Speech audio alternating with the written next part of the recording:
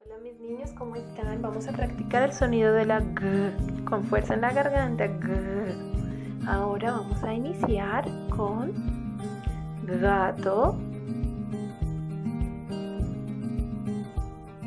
ganso, recuerden, fuerza en la gargantica. G. Gallina, gota,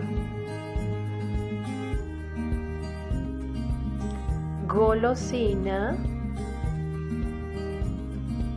gusano, guantes. Espero que practiquen. Un abrazo, mis niños.